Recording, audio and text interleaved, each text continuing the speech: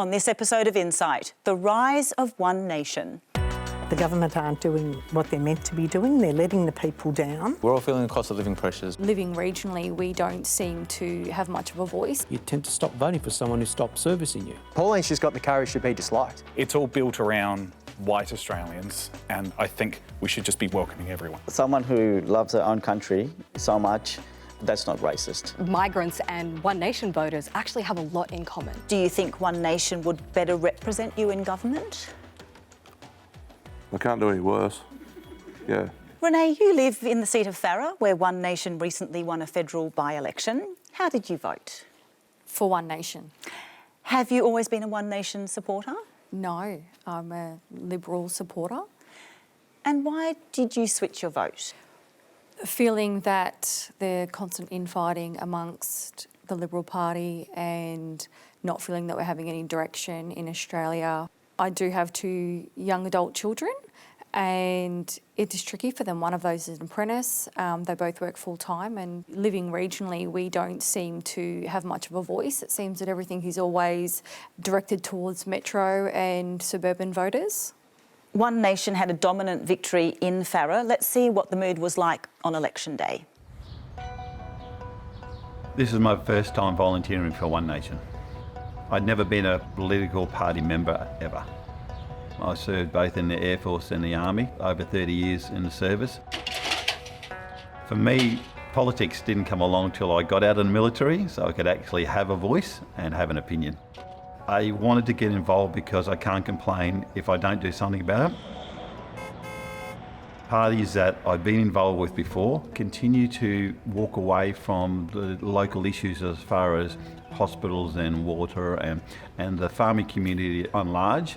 And I said, no, they're not listening to me and not listening to the people, so One Nation is for me. Pauline's been listening all this time. I do. There you go. Merry Christmas. I just grabbed something out of the car. A big day, potentially, for One Nation. And if they win this seat of Farrer in coalition hands for 75 years. Farrer is very much polarising, and the media have been here quite a lot throughout the week. What's your message to voters? Vote One Nation. Strangers have come up and thanked us and given us stuff and said, we're here to support you, go One Nation. So we even get people doing it down the street where they'll honk horns and give us a thumbs up and stuff like that. Your vote counts, that's the important thing. There's a lot of support where businesses are putting up signs. I can tell you I have members of different parties who have said that they are voting One Nation this time. You're always going to have the people that saying that One Nation might be a flash in a pan sort of thing in the national level, but I don't believe they are. To me, Orange is going to be the new opposition in Parliament. We're sending you a message that if you don't listen to us, we will make the change, so you have to listen to us. Hi, I'm Mick. Hi, Mick. Renee, I've always been a very Liberal supporter, but I feel that the Libs have gone too left for me. Renee, we saw you there voting in Albury. What are you hoping will change now that you have a One Nation MP? I'm hoping they'll continue to listen to the people. So far it appears that they are, and I hope that they do stay on that trajectory. What are the concerns you're hoping they'll listen to? The cost of living, the jobs, futures for people. I think ultimately it's about Australians seem to be losing our lack of identity, and for me or for my family it's really about us being able to preserve that way of life. How do you think middle class Australians are faring at the moment? Feeling like we're almost making a decision as, well, not necessarily one of our own, but feeling pushed towards a minority, feeling that we are moving towards a lower class of living that maybe we've worked so hard to keep. For my family, it looks like I'm going to be working and we'll be working for a very long time because we don't feel like we're getting ahead. We are just continuously working to assist those in handouts and not really getting the tax break of those in a much higher class. One Nation holds a position that immigration levels are too high. Do you feel this stance will help you? Maybe not me so much directly, but definitely my children and definitely other people in the country. I think immigration is too high when we don't have the infrastructure and the housing to support Australians that are already here. I think sometimes being a middle class Anglo-Saxon Australian almost feels like we're not allowed to say anything anymore, that whatever we do say needs to be PC, and we're not able to call anything out, we're not able to have our own opinions. It appears that we need to be sort of sat back and told that we need to watch what's happening and that we need to form part of that new agenda. Evelyn, you're a One Nation supporter from South Australia, where the party did well in the recent state election. Why did you vote for them? I think it was the consistency. Pauline's been saying the same thing for 30 years. And it's taken people a long time to wake up to the fact that, oh, gee, look around now, look what's happening. And I think that we really do need that. When you say saying the same things for about 30 years, which are the things that kind of you think about? Immigration is too high. The government aren't doing what they're meant to be doing. They're letting the people down. They're not working on the infrastructure like they should be. They're appalling. You recently met One Nation leader Pauline Hanson. How did you feel seeing her in person? Oh, God. It was wonderful. She was just so pretty. I couldn't believe it when I walked up and I saw her and I thought, oh, the camera doesn't do you any justice. She's really quite attractive and she has this beautiful glow about her. How did you come to meet her? The Pauline Hanson One Nation movie. Did you chat to her? Yes, I said, oh my God, I'm in the lift with Pauline Hanson. And then we spoke. I was just in awe. Neha, your family migrated from India to Sydney in 1991. What has Pauline Hanson meant to you growing up in Australia? Fear. That's the big one. And I then remember this real moment when I was 6 years old and I was waiting for Dad to come home from work because, it's the 6 p.m. news. That's what we did back then. And I remember this red-haired woman came on the screen. She was giving her maiden speech. And normally my family kind of talk through this part of the show. And we all went silent. And I didn't understand what the issue was, but she kept going on about Asians and being swamped by Asians. And I just remember thinking, am I Asian? Am I swamping someone? And just being like, I don't understand what I've done wrong, because at that Australia Day that same year, I had been flying the flag and been really proud and happy to be in this country. And I remember later that night when my parents thought that I was asleep and they were talking about possibly needing to leave Australia. And I just remember feeling so scared when they said that, because I just thought, I can't go anywhere else. This is the only home I've ever known. And they were kind of going, maybe we'll have to go back. Maybe we'll have to go back to India. And I just thought, I'd been to that place once at that time. And I just thought, this place is so unfamiliar. This place I don't know anything about. I've got my friends, I've got my school. And I just remember thinking that, this is now with grown-up hindsight, but some level of, we can never let someone decide whether myself or anyone in this country is welcome or not. No one person, no one political party should have that right. Pauline Hanson was first elected to federal parliament in 1996. Does her popularity 30 years later surprise you? Not at all. Why not? I think partly there is just the pure fact that this country, as a nation, we have not reconciled with our past. We have not reconciled with the foundation of this nation. And because of that, there is just an ongoing undercurrent of racial tension. And so then that hostility gets pushed towards anyone who's perceived as an outsider, because you then have this, the way it seems is that there's this sense of we have to protect this idea of whiteness and this idea of a white Australia. Whereas the way that I look at it is no one's taking that away. Like, white Australia exists, but so does the fact that we are in the Asia Pacific. Because you're a former Labor Party strategist and you now analyse Australians' political views, just how popular has One Nation become? You could easily say that come next election, if nothing changes, they will be the opposition. And there'll be two parties, one represents regional Australia and the other one represents the cities. One Nation will dominate the regions and Labor will dominate the cities. What are the latest polls showing in terms of how many people support One Nation?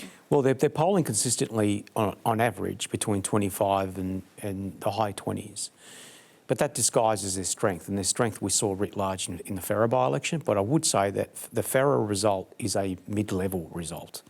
Based on the analysis that we're currently putting together on a seat-by-seat basis, there are other federal seats, particularly in regional Australia, that will most likely exceed 50% primary for One Nation. And how do people feel about preferred Prime Minister, for example? Well, it depends who you ask, yeah. right? So if you speak to Labor voters about what they think of Pauline Hanson, her net satisfaction rating amongst Labor voters is negative 57.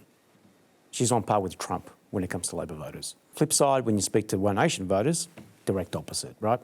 They are very positive about Pauline Hanson and really hate the two-party system. The victory in Farrer is the first time a One Nation candidate has been elected to the House of Representatives. What is the significance of this? It's extremely significant. It is a confirmation that the polling numbers that have been now swimming out there in the media for the last, I would say, 4 months, the numbers are correct. We saw that writ large in the South Australian state election. We saw that again at the Nepean by-election in Victoria and exceeded 40% in a suburb of Rosebud. And Rosebud is basically the sort of constituencies you're seeing writ large across most of regional Australia. These are people who have experienced economic decline. The services that are available to them are not as prolific as you find them in the cities. If you get a cancer diagnosis in regional Australia, that is a very different diagnosis to getting one in Melbourne or Sydney or Brisbane. And so the frustration, I understand that, you know, when people say that they feel like they've been abandoned and that no one's listening to them, that has many faces to it. It is when you get sick, it is the type of opportunities your kids get, and why is it only affecting largely the coalition? It's because the coalition has represented them politically now for 20, 30 years. And if your life gets worse over a 20, 30-year period, you tend to stop voting for someone who stopped servicing you. Why do you think voters are turning to One Nation now? There is an epiphany amongst voters that they're sick of the established political system. It's more profound in certain parts of, I would say, the US and the UK, but we are now seeing it visiting our shores here as well. But again, it's geographically confined. There are Australians who also think the system has abandoned them, but are not responding by voting One Nation. Right? And we can see that again in the polls, and we'll see that again at the coming federal election if nothing changes, where Labor will do really well in the big cities. Jock, you're from regional Queensland. What do you think about politics? Yeah, I've only really recently started to care, to be honest. I never voted until the last election. I moved around a lot when I was younger and just never ended up on the electoral roll. Like I moved out of home when I was 16 to do my apprenticeship. Through that, never voted and never really cared until the recent elections. Like, I personally think that the last two elections we sort of give the LNP an ultimatum, rebuild or we're not going to vote for you anymore, and they failed. You preferenced One Nation in the 2025 federal election. Why did they appeal to you? Consistency. Consistency. What do you mean by that? She's never changed on very many things. Like, whether you agree with her or not, there's a lot of things that I do agree with her, there's a lot that I don't, but the things that I do, I'd like to see us go back to. You're 33. How do you feel about your position in terms of housing and cost of living? I'm still trying to save for a house, and the cost of living is insane. Renting is just throwing money away, and that's my biggest goal going forward, is to buy a house.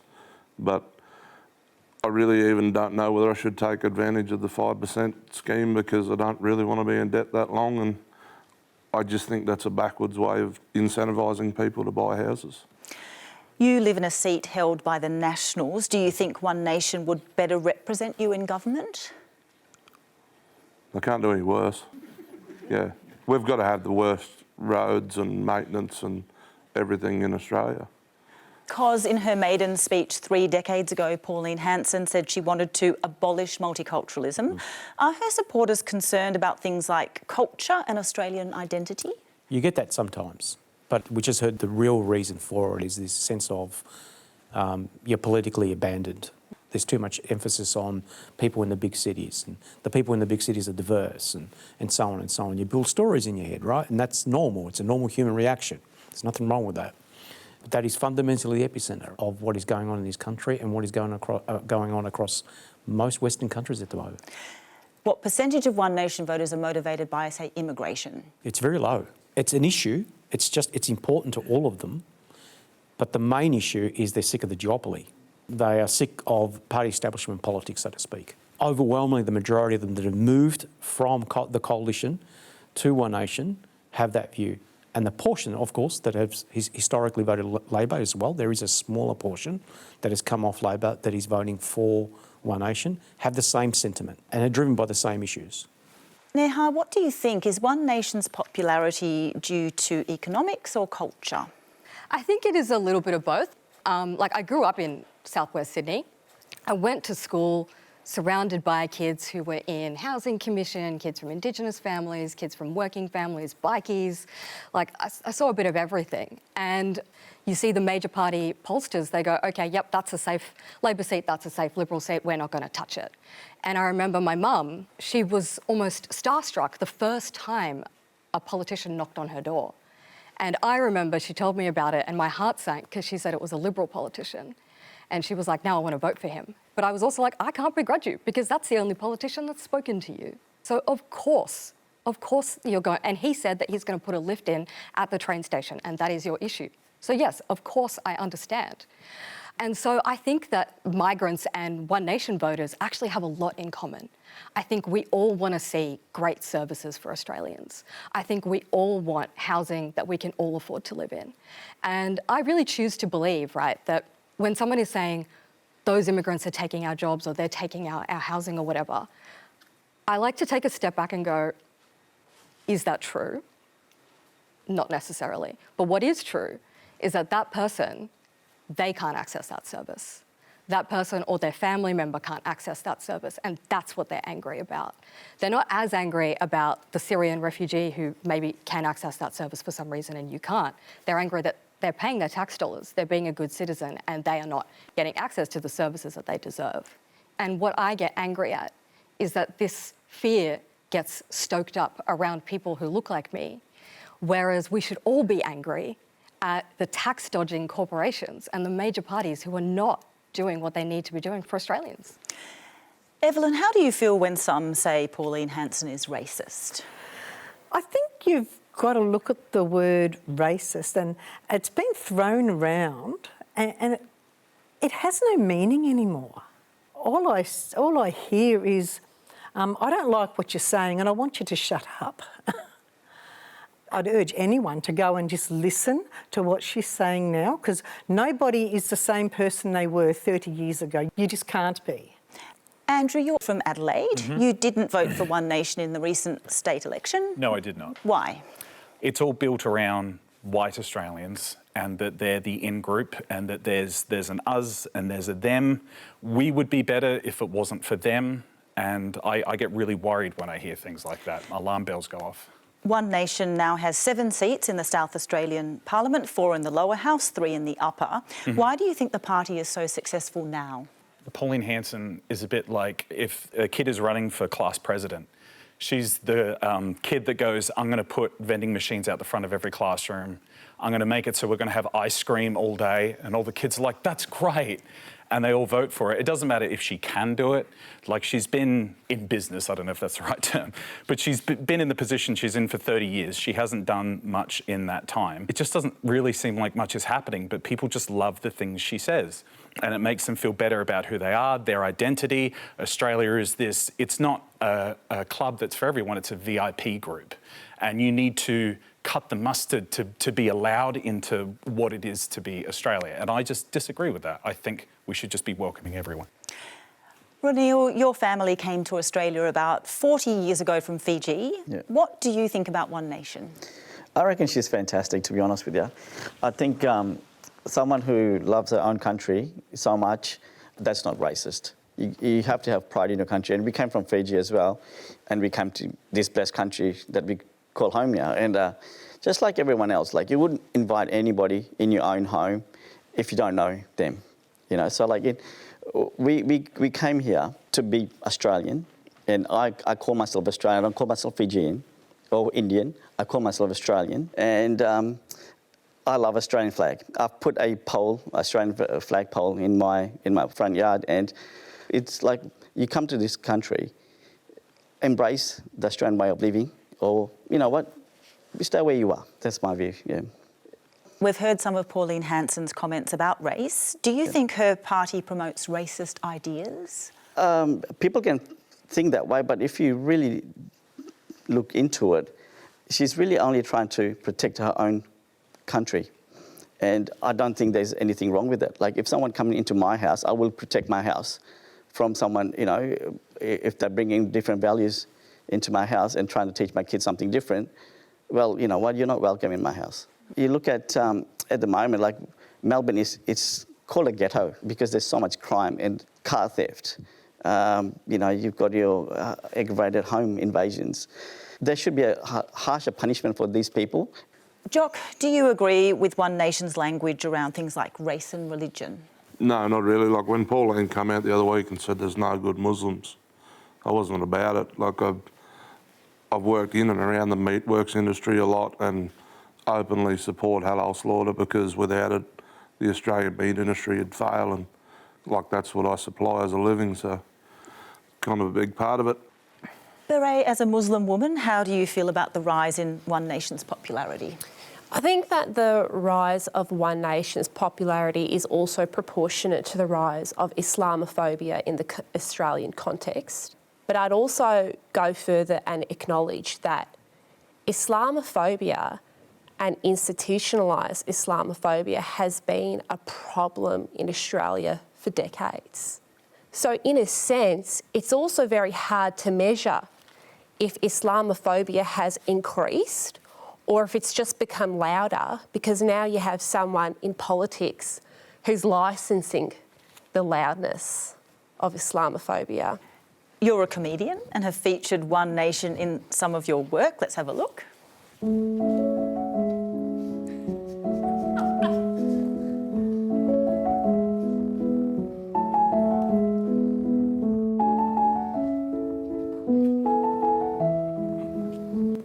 Beret, why do you choose to talk about One Nation in this way? Comedy is a very powerful tool for advocacy because when you make someone like Pauline Hanson or a particular political ideology or a particular concept into something silly or something funny, you're effectively saying that it ought to be treated in a silly way, it ought to be minimised. Because my view is that Pauline Hanson is an unserious person. Her views are unserious. There is no evidence that any One Nation supporter can produce before me today to say that she's done all these wonderful things for people. She's been in politics longer than I've been around. I've got no idea what Pauline Hanson has done for anybody except for create fear, except for create negative images about certain minority groups that are untrue and unfair. So comedy seeks to minimise that which ought to be minimised. And so that's why I speak about her in that way. Honestly, I never believed I could be voting for One Nation. I feel like just helpless, just feel like, there is no other option. It would feel like making a deal with the devil. I grew up in just a typical middle-class, white-collar background family in Bangladesh. But because I came from a Buddhist community and ethnic minority group there was daily racism or microaggressions. One of the reasons I chose to move here was to stay away from the radical Islamists back home. But I can see now that this radical people that I felt like I left behind, just seeing them coming here in Australia. Both sides of politics, they are not taking them seriously. The left side of the politics, they're just too accommodating. I feel like they just let everyone in. They really overlook all this hate preaching that certain radical religious groups said. But then when I looked into the current state liberals are, they just have this continuous unstable leadership. As bad it sounds, I would consider One Nation. Saying that, I know in the past how they have been in the migrants, how anti-Asians they were. I mean, they still are, like, it's always there, like what Pauline Hanson said previously. But then when I see our two major parties, they're just doing nothing. Renee, you were a Liberal Party supporter until the recent Farrer by-election. Did the Coalition's leadership changes impact your decision to vote for One Nation? Absolutely. Just this constant uncertainty. I don't think they believe in themselves. They seem to not really be representing their core values. I think that's probably the biggest reason, my biggest shift around that. George, you're a former Liberal Party senator. Has the Liberal Party's instability helped One Nation in the polls? I think there's no doubt about that. The coalition parties both have gone through a period of terrible instability, a terrible election campaign, a terrible result for the coalition, and then after that, fragmentation of the coalition breaking up twice in less than a year. It's been a really dark chapter in the history of the coalition parties. And I understand, as a former Liberal Party senator, how frustrated people whose natural political orientation would be to vote for the Liberal Party or the National Party feel really frustrated and annoyed and exasperated. And so look elsewhere, and One Nation as a party of the right is their natural default choice to express that exasperation with how poorly the coalition parties have conducted themselves in recent years. The Liberal Party is moving closer to One Nation's position on immigration. Is this the right approach to win their voter base back? Well, I challenge that assertion, as a matter of fact.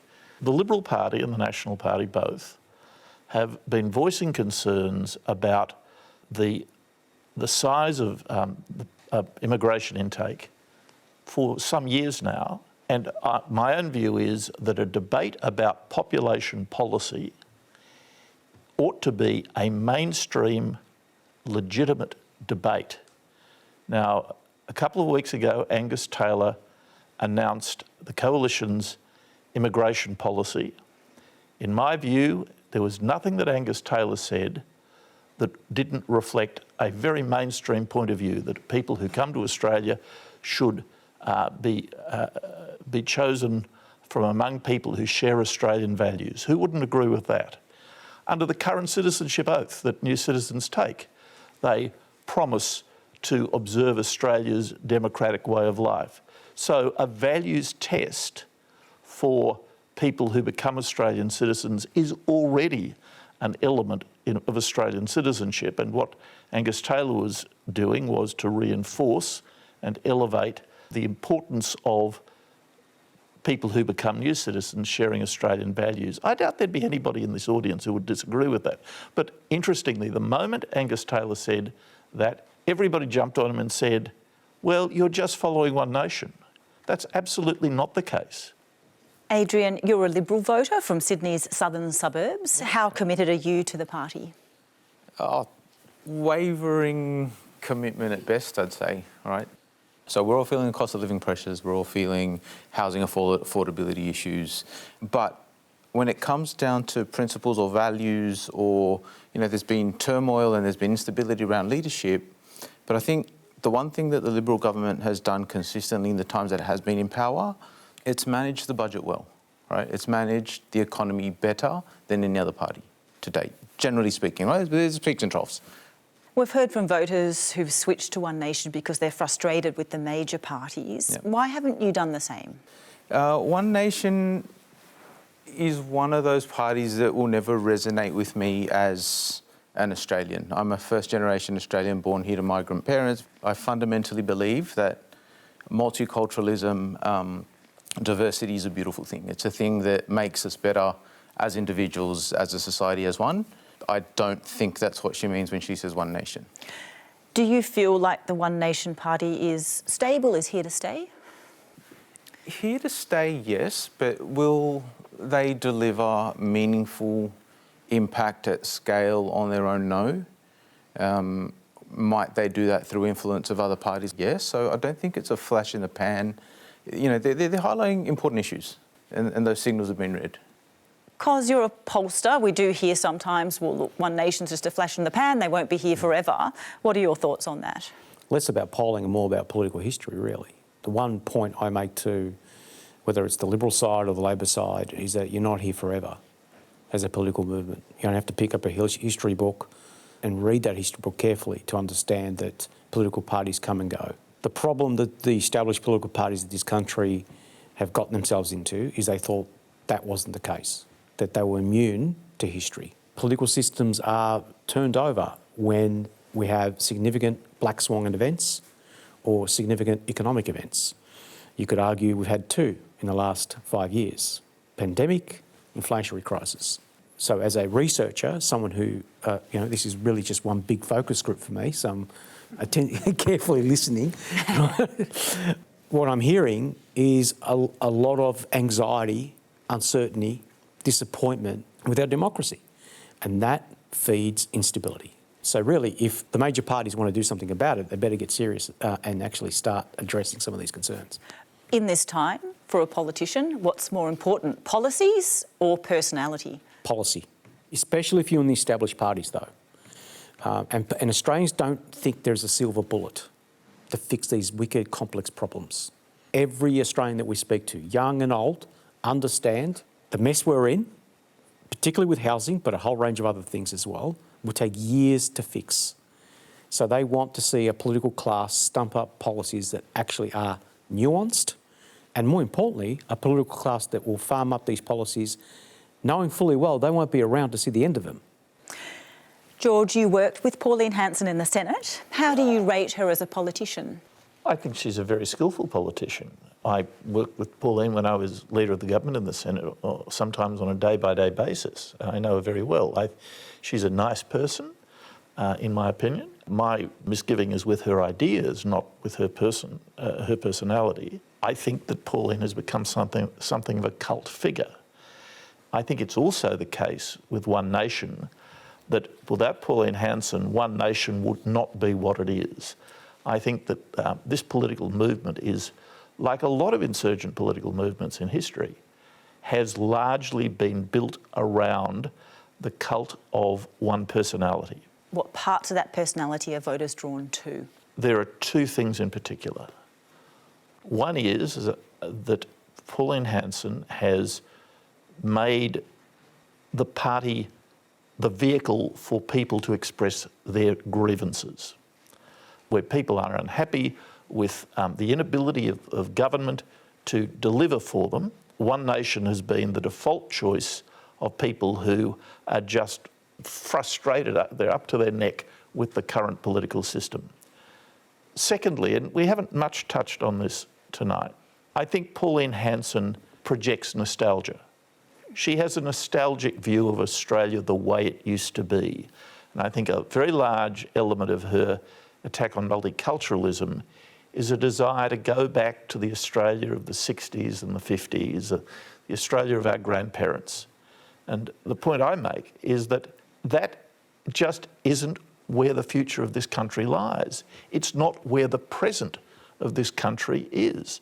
For all of its problems, and I don't diminish them for a moment, Australia is a very successful multicultural society. If you compare it, for example, to the multicultural societies in Britain, in France and other European nations, in the United States, Australia actually is one of the most successful multicultural societies in the world. And given the racial and cultural composition of modern Australia, it's not going to cease to be a multicultural society. The question isn't not whether Australia should be a multicultural society. That was decided 1 or 2 generations ago by both Liberal governments like the government of Malcolm Fraser and Labor governments like the government of Gough Whitlam. Australia now is a multicultural society, and the great challenge in this area of policy is to make that multicultural society work as well as it can work. And that requires a very high degree of tolerance and acceptance. And my very big misgiving about One Nation, why I think it is at heart, and I say this about the party, not its supporters, is actually quite dangerous, is that it practices a political style based on setting us against each other. Jock, you're a One Nation supporter. What kind of political leader appeals to you? One with a backbone. I kind of feel like since Howard, really, everyone's been soft launching their agendas online. Like, I feel like everything that comes out in politics 6 months before was in some Facebook page or something, and they just gauge the backlash and only do that. And the problem with that is that's not everyone. That's only the people that are either chronically online or they're someone that's deeply involved with that specific issue. Neha, you used to be a Labor Party supporter but now swing between them and the Greens. Why have you shifted away from the political centre? Yeah, it's interesting that the older I get, the more left-wing I seem to get.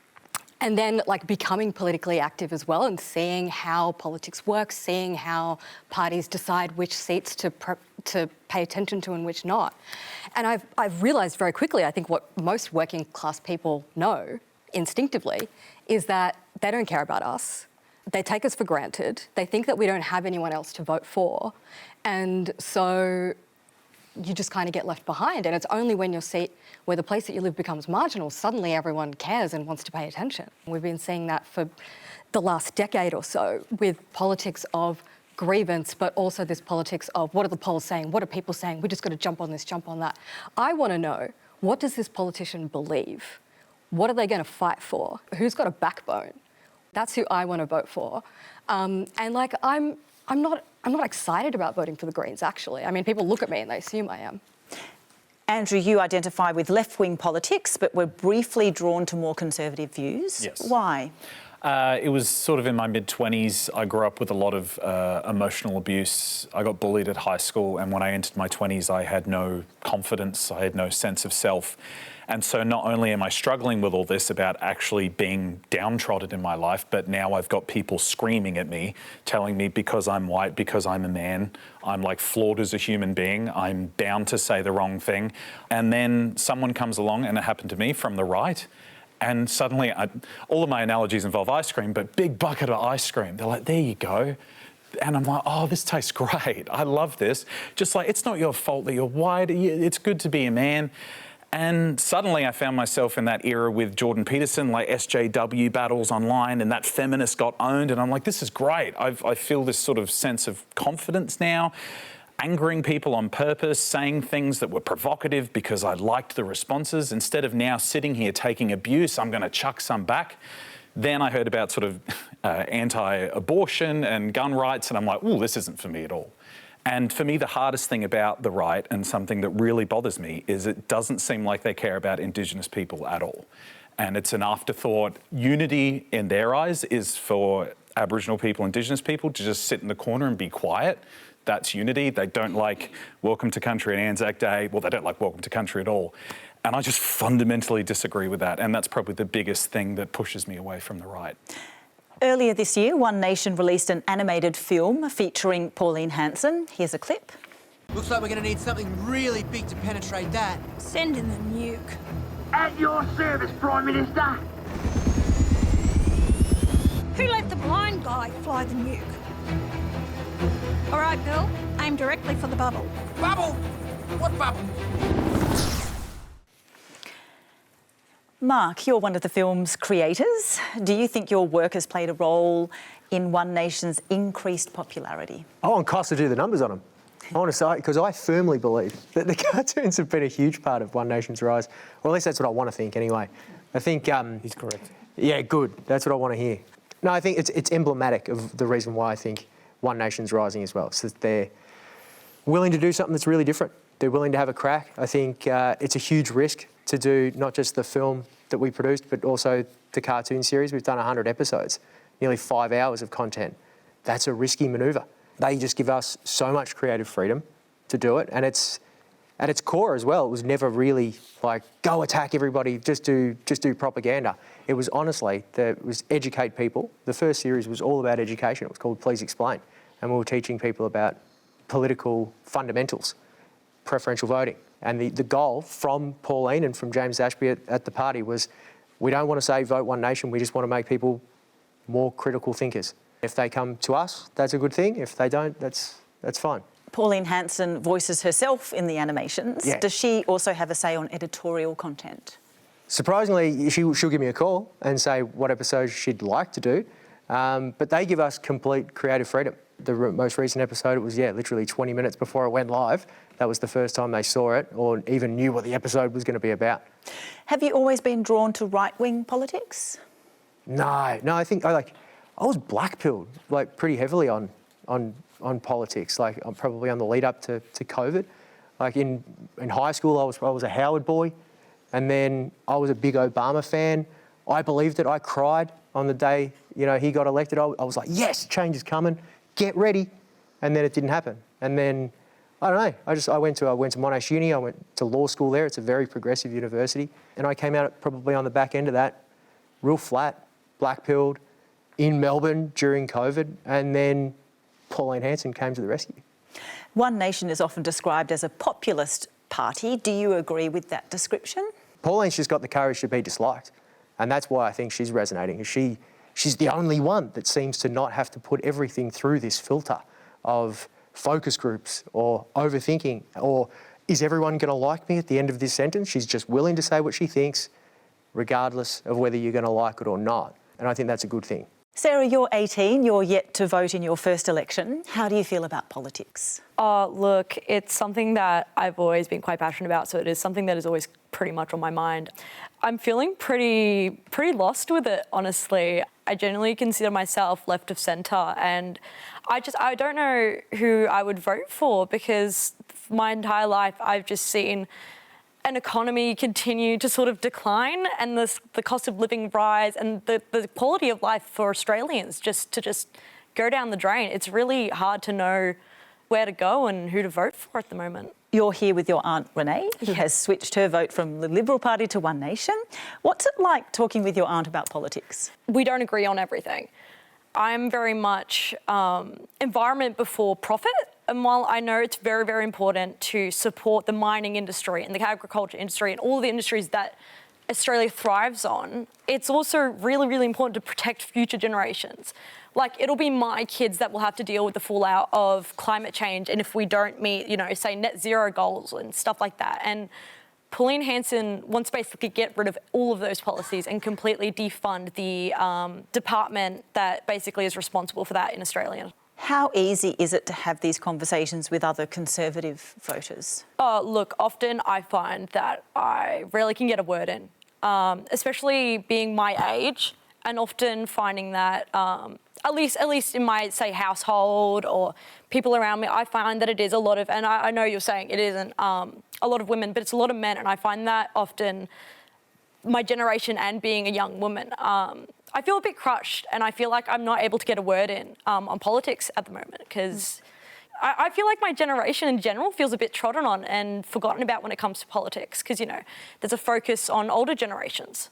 Renee, do you often talk with others who don't share your political views? I wouldn't say I speak with many that don't share my political views. I guess most people that you surround yourself with have similarities. Obviously, Sarah and I have lots of conversations and there are differences there, but majority of the time, I think a lot of people, that are heading towards this, One Nation or further right than they once were not always confident about talking about politics. And I think that's probably something that with Pauline coming out and, really being quite confident about what she has to say and being consistent and having that message, I think it's allowing people to talk about it more.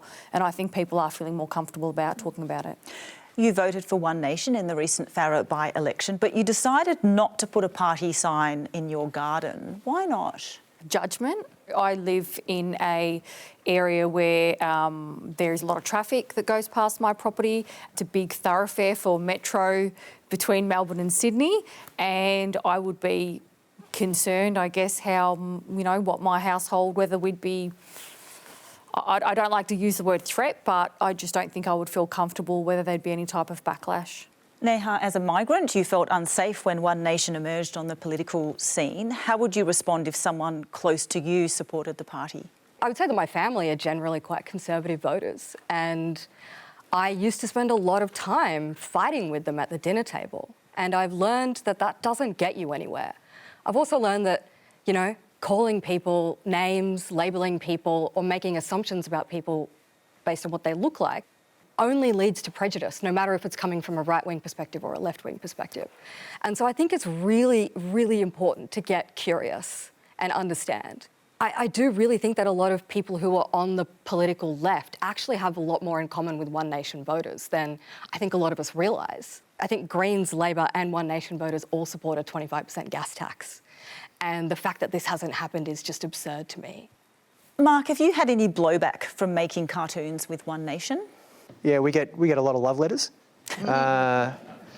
Especially early, we got a lot of love letters. My office was spray painted with swastikas, and they said stepmates Nazis are here with a little swazi there. And so we get a few of that. We had some people try and hack into our servers, especially during the movie. They tried to hack into our servers and do that. But generally, we've grown as a business from what was 2 people up to 25, and we've expanded extremely. Beret, you're a comedian. Do you find the One Nation cartoons funny? I think that from what I have seen, there are parts where I can see humour in it, but just because there's something in it that's funny doesn't mean that it's okay. And the One Nation cartoons, at the end of the day, are just modern propaganda. And interestingly, also, I've heard a lot of commentary about how Pauline is actually quite nice, and she might be pleasant to talk to on some occasions, but also kindness and anti-racism are 2 very different things. You can be a raging racist and you can also be nice to a POC person sometimes. So I think that's also an important point to flag in the analyses of One Nation. Your comedy pokes fun at One Nation. What's your approach if the party's supporters comment on your content? I do get a lot of hate comment on my comedy from right-wing groups, people who believe in a white Australia to the exclusion of other persons that don't fit into their narrow mould. And here's the thing. There's 2 ways you can go about it. You can internalise that, be upset by it, be gloomy, let it be a cloud on your day, or you can give it back to them and poke fun at them and then use it for comedy, right? Because sometimes it is far more effective to play with the person who's trying to play with your mood, because you're saying to them, this is how I see you, just as a joke. Jock, you post political commentary videos online. Are your viewers engaged in politics? Ever increasingly, I believe, yeah. So you feel there's a shift? Definitely, yeah. And what does that look like? Personally, I'm finding it more to be females. Right. The more right-wing content I post, well, a lot, I say right-wing, but like anything supporting Pauline, the analytics show that it's young women. Like, I normally post a lot about livestock. I can post a video of a potty calf or a video of Pauline, like supporting Pauline Hanson, and get more females viewing that. Like, that doesn't make sense to me. And it sort of shocked me when I first did it. You intend to vote for One Nation at the next election to create change. Yeah. What do you want to see from government? I just want to see the breakup of the 2-party system and for future planning. Like, stop having knee-jerk reactions every time the GDP falls or rises. Do something about it and put a plan in place. Like, stick to it. Adrian, you're a Liberal voter and often preference the Greens. Do you feel represented by Parliament? I do, right? I do in that I've got relatives and family in the US, in Argentina, in Italy, in Philippines, in other parts of the world as well. And I've travelled to many places as well. We have it so good in this country. I think sometimes we get too caught up in our own insular problems without looking outside and recognising how good we actually do have it. Because the next federal election will be called within 2 years. If One Nation were to pick up more seats, where might they be? Regional Australia, without question. It's much harder for One Nation to secure any political territory in the big cities. The primary vote does decline drastically as you head into the CBD of the large cities in particular, and in particular if you head into diverse areas. What about the outer suburbs of major cities? If the outer suburb is diverse, it's bad news for One Nation. So, for example, a two-party preferred vote for Labor amongst Australians who speak a language other than English at home at the moment is 70%. Evelyn, what would you like to see for One Nation at the next federal election? So I think I'd like to see them actually get up and win it in their own right and just see what they can do. I mean, it'd take a long time. The country's in such an appalling condition compared to what it was years ago. There's no pride left in Australia. This is our country, and we should be proud of our country, and we should love our country, and we should love all of our citizens that are in our country, and we should want nothing but the best for our citizens and for our country. Jock, you're 33 and had never voted until last year's federal election. Has your opinion on voting changed? Yeah, everyone should do it, and there should be no reason to say no. I've lived in rural Australia my whole life, and that was a big excuse for me. I didn't want to vote in from the Pilbara or Territory, wherever I was working at the time. But pull your finger out and do it. It's your voice. Thank you so much, and thank you to you all for being here. I really appreciate having such an honest and robust discussion. Thank you for your company. I'll see you next time. Thank you.